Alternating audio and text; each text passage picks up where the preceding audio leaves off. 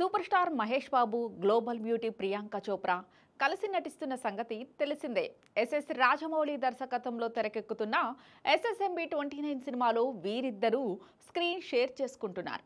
మహేష్ సరసన ప్రియాంక హీరోయిన్ గా నటిస్తోందా, negative shades ఉన్న పాత్రలో కనిపించనుందా అనేది తెలియదు. కానీ వీరి కాంబో కోసం సినీ అభిమానులు ఆసక్తిగా ఎదురుచూస్తున్నారు. అయితే ఇప్పుడు ప్రియాంక భర్తతో మహేష్ ఫ్యామిలీ కలిసి దిగిన ఫోటో నెట్టింట సందడి చేస్తోంది.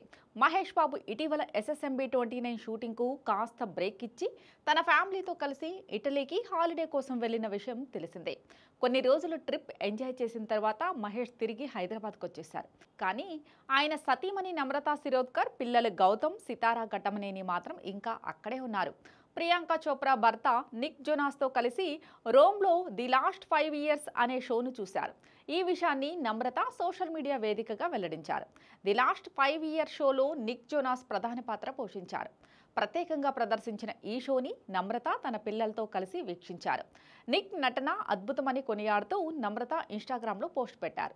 జామీ పాత్రలో చాలా బాగా నటించాడని, నిజంగా తనను కదిలించిందని పేర్కొన్నారు.